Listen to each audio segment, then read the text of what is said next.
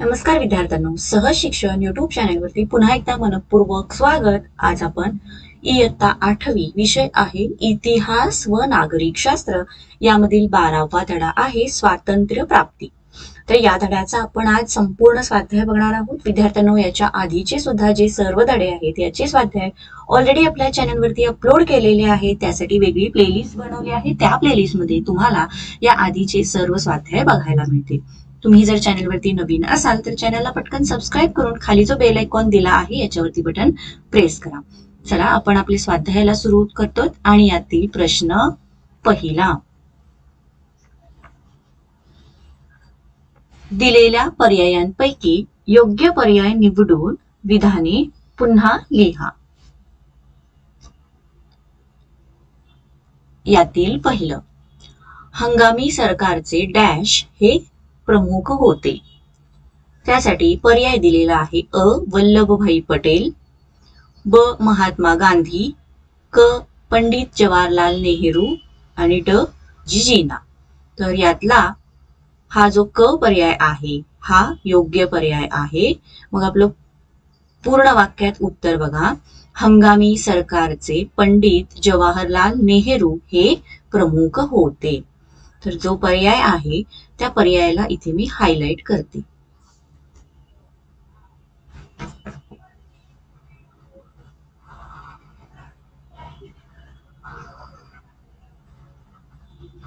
Okay, चला दुसरा प्रश्न। भारत व पाकिस्तान या दोन स्वतंत्र राष्ट्रांची निर्मिती करण्याची योजना डॅश यांनी तयार केली। पर्याय अ लॉर्ड वेव्हेल, ब स्टॅफर्ड क्रिप्स, क लॉर्ड माउंटबॅटन आणि ड पॅथिक लॉरेन्स। तर यातील सुद्धा क पर्याय हा बरोबर आहे, लॉर्ड माउंटबॅटन। भारत व पाकिस्तान या दोन स्वतंत्र राष्ट्रांची निर्मिती करण्याची योजना लॉर्ड माउंटबॅटन यांनी तयार केली।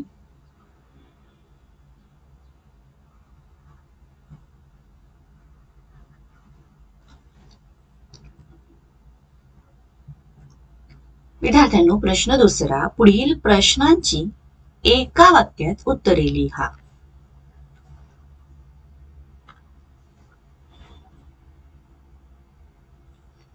पहिला, बांजीना यांनी कोणत्या मागणीचा आग्रहाने पुरस्कार केला? उत्तर, व्हाईसरॉयच्या कार्यकारी मंडळात मुस्लिम प्रतिनिधींची नावे सुचवण्याचा अधिकार केवळ मुस्लिम लीगला असावा या मागणीचा बॅनर्जी जीनांनी आग्रहाने पुरस्कार केला।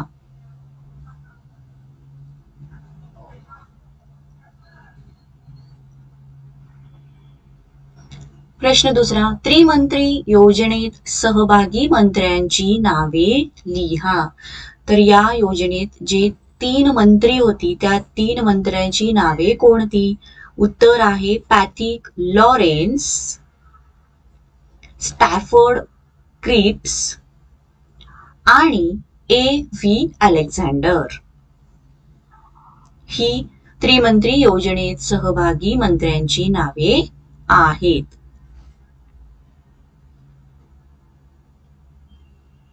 विद्यार्थ्यांनो, व्हिडिओ आवडत असेल तर व्हिडिओला पटकन लाईक करा। चॅनलला तुम्ही अजूनही सबस्क्राईब केलं नसेल तर चॅनललाही सबस्क्राईब करा। आणि तुम्हाला असेच इथून पुढे इतर कोणत्या विषयाचे स्वाध्यायाचे व्हिडिओ हवे असतील कमेंट बॉक्समध्ये कमेंट करा। प्रश्न तिसरा, पुढील विधाने सकारण स्पष्ट करा। आणि यातील पहिला, राष्ट्रीय सभेने फाळणीस मान्यता दिली। तर याचे कारण आपल्याला लिहायचं आहे। पहिला मुद्दा, व्हाईसरॉय लॉर्ड माउंटबॅटन यांनी भारतातील प्रमुख नेत्यांसोबत विचार विनिमय केला।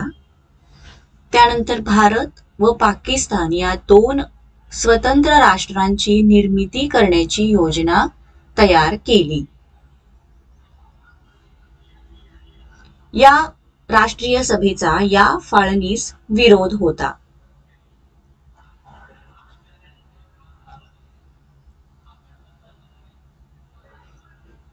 देशाचे ऐक्य हा राष्ट्रीय सभेच्या भूमिकेचा आधार होता, परंतु मुस्लिम लीगने पाकिस्तानच्या निर्मितीचा अट्टहास धरला, त्यामुळे राष्ट्रीय सभेने फाळणीस मान्यता दिली.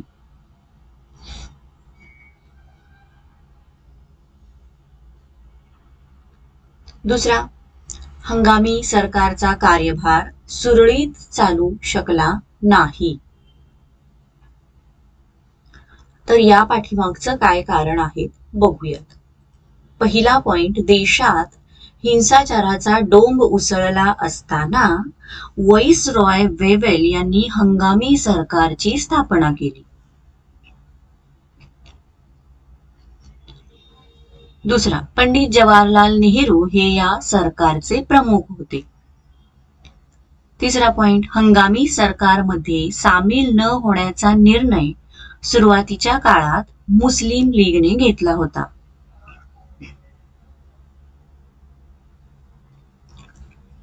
पुढचा पॉइंट, काही काळानंतर मुस्लिम लीग हंगामी सरकारमध्ये सामील झाले, परंतु मुस्लिम लीगच्या नेत्यांनी अडवणुकीची भूमिका घेतल्यामुळे हंगामी सरकारचा कारभार सुरळीत चालू शकला नाही.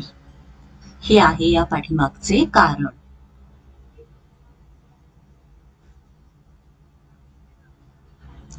पुढील प्रश्न तिसरा, वेव्हेल योजना यशस्वी होऊ शकली नाही.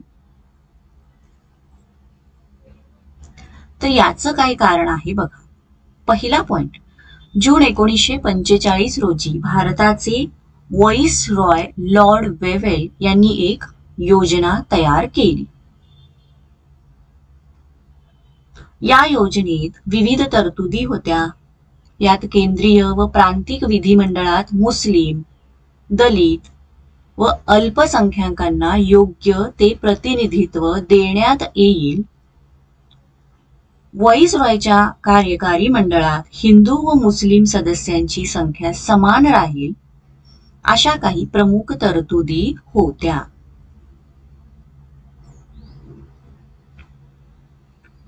या योजनेवर विचार करण्यासाठी सिमला येथे भारतातील प्रमुख राजकीय पक्षांची बैठक आयोजित करण्यात आली होती.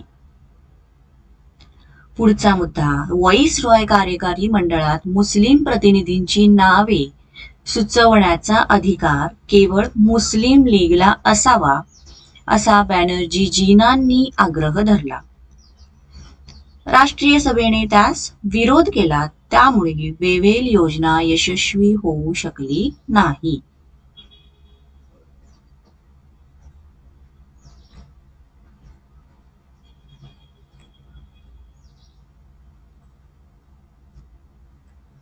विद्यार्थ्यांनो, व्हिडिओ आवडत असेल तर व्हिडिओला पटकन लाईक करा. पुढचा चौथा प्रश्न, दिलेल्या कालरेषेवर घटनाक्रम लिहा. तर त्यांनी ही कालरेषा अशा प्रकारे दिली आहे. 1945, त्यानंतर 1946, 47 आणि 48 या चारही वर्षामध्ये काय काय घटना घडलेल्या आहेत हे आपल्याला लिहायचे आहे. तर 1945 साली भारताचे व्हाईसरॉय लॉर्ड वेव्हेल यांची वेव्हेल योजना. 1946 त्रिमंत्री योजना व मुस्लिम लीगने प्रत्यक्ष कृती दिन पाळला. 1947 भारतीय स्वातंत्र्याच्या कायद्यानुसार भारताला स्वातंत्र्य मिळाले. 1948 नथुराम गोडसे याने गांधीजींची निर्घृण हत्या केली.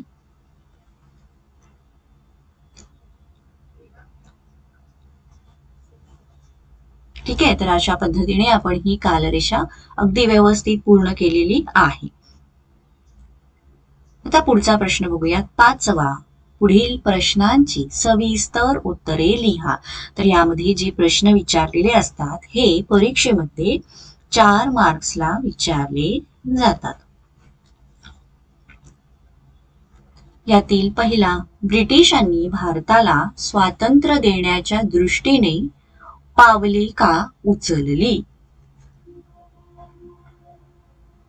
तर याचं आपल्याला सविस्तर उत्तर द्यायचं आहे. बघा पहिला पॉइंट,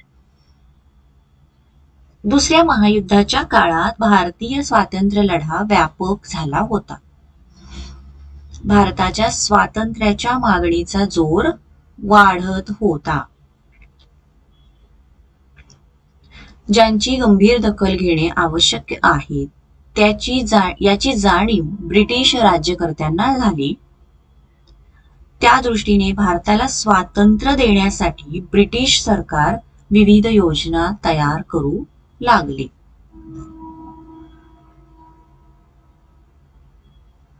त्यानंतरचा पॉइंट, राष्ट्रीय आंदोलनात सर्व जाती धर्माचे लोक सामील झालेले होते.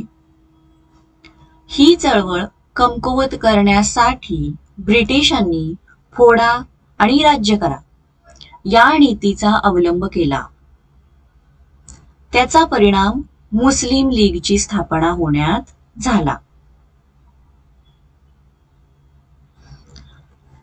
नेक्स्ट पॉइंट, सर्व देशभर मारामाऱ्या, जाळपोळ, लुटालूट सुरू झाली. सरकारला कायदा व सुव्यवस्था टिकवण्यात अपयश आले. यात हजारो निरपराध लोक मारले गेले. 9 डिसेंबर 1946 ला डॉक्टर राजेंद्र प्रसाद यांच्या अध्यक्षतेखाली राज्यघटना बनवण्यासाठी समिती स्थापन झाली. त्यानंतर मुस्लिम लीगने या घटना समितीवर बहिष्कार घातला. सर्व देशभर दंगली, अत्याचार चालूच ठेवले. या अस्थिर परिस्थितीमध्ये इंग्लंडचा पंतप्रधान ॲटली यांनी जून 1948 पूर्वी हिंदुस्थानची सत्ता सोडणार अशी घोषणा केली. याची गंभीर दखल घेणे आवश्यक आहे याची जाणीव ब्रिटिश राज्यकर्त्यांना झाली. त्या दृष्टीने भारताला स्वातंत्र्य देण्यासाठी ब्रिटिशांनी भारताला स्वातंत्र्य देण्याच्या दृष्टीने पावले उचलली. ओके, तर असं आहे या प्रश्नाचं उत्तर.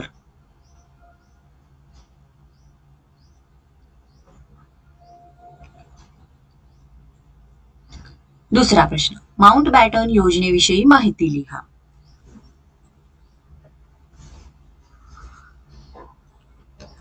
पहिला पॉइंट, इंग्लंडचे पंतप्रधान ॲटली यांनी जून 1948 पूर्वी इंग्लंड भारतावरील आपली सत्ता सोडून देईल असे घोषित केले.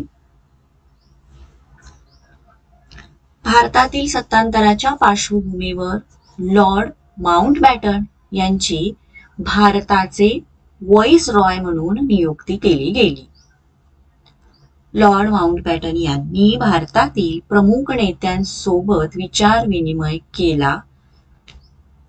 त्यानंतर भारत व पाकिस्तान या 2 स्वतंत्र राष्ट्रांची निर्मिती करण्याची योजना त्यांनी तयार केली.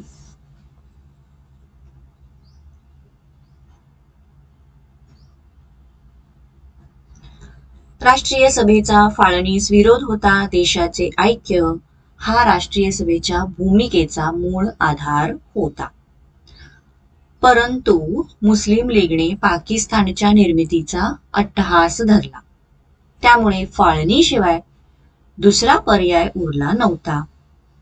राष्ट्रीय सभेने अत्यंत नाइलाजाने फाळणीच्या निर्णयाला मान्यता दिली.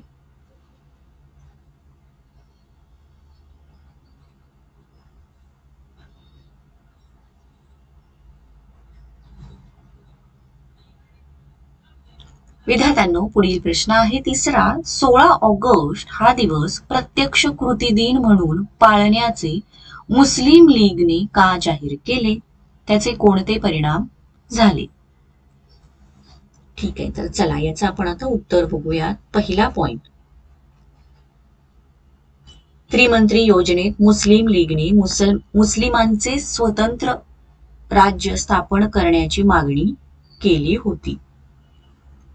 परंतु मुस्लिमांचे स्वतंत्र राज्य स्थापन करण्याची तरतूद त्रिमंत्री योजनेत नव्हती.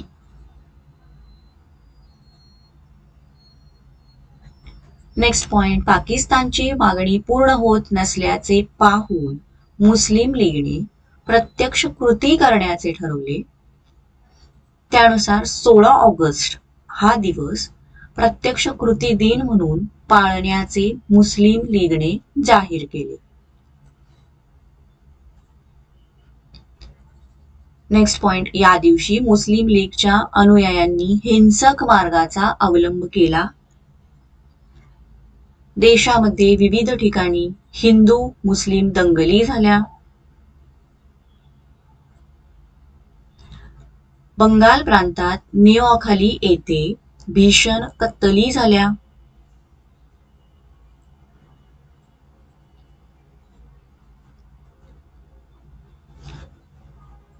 आणि अशा प्रकारे यासाठी 16 ऑगस्ट हा दिवस मुस्लिमांनी प्रत्यक्ष कृती दिन म्हणून जाहीर केला आणि त्याचे हे परिणाम झाले.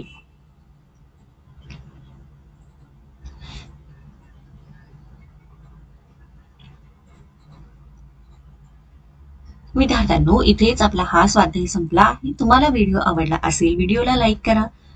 चॅनलला तुम्ही अजूनही सबस्क्राईब केलं असेल तर चॅनललाही सबस्क्राईब करा. हा व्हिडिओ तुमच्या फ्रेंड्सना शेअर करा आणि व्हिडिओ कसा वाटला हे कमेंट करून नक्कीच कळवा. थँक्यू.